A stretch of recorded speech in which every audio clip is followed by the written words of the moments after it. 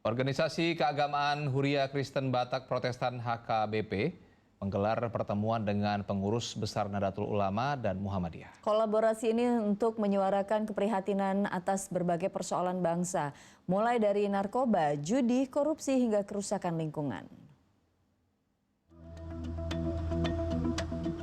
Eporus HKBP Pendeta Victor Tinambunan beserta tokoh nasional Effendi Simbolon menyambangi kantor pusat PBNU di Salemba, Jakarta Pusat. Pertemuan ini untuk membahas beragam permasalahan yang sedang terjadi di tanah air, terutama masalah kebebasan beragama hingga kerusakan lingkungan.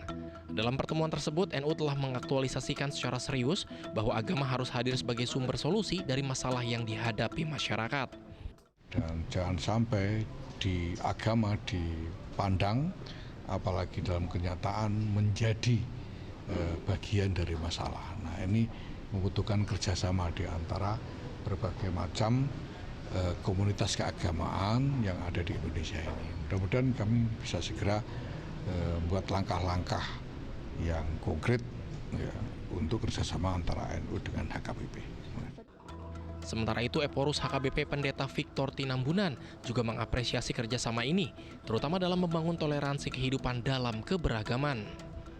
Kemajuan satu bangsa itu sangat ditentukan dengan kehidupan yang rukun, toleransi. Nah, oleh karena itulah, kalau semua komponen masyarakat, pimpinan-pimpinan organisasi keagamaan bersatu hati, pasti negara kita ini akan bisa lebih maju. Yang sudah baik sekarang akan lebih baik ke depan. Setelah berkunjung ke kantor pusat PBNU, Pendeta Victor Tinambunan bersama Effendi Simbolon kemudian melanjutkan kunjungannya ke kantor dakwah PP Muhammadiyah di Jakarta. Dalam pertemuan tersebut, kedua pimpinan organisasi keagamaan itu juga sepakat menjalin kerjasama dan menyuarakan keprihatinan atas berbagai persoalan bangsa, mulai dari narkoba, judi, korupsi, hingga kerusakan lingkungan.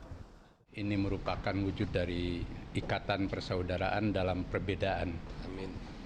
Yang kedua, kami berdiskusi tentang berbagai hal. Pertama, bagaimana agama itu menjadi nilai-nilai yang hidup dalam dinamika kebangsaan untuk merekat kerukunan hidup sebagai basis persatuan kita di tengah perbedaan. Dalam suasana penuh keakraban itu, kedua belah pihak sepakat bahwa kerjasama lintas iman perlu terus dibangun dan diperkuat secara berkelanjutan untuk kemajuan suatu bangsa. Lutfi Taufik melaporkan dari Jakarta.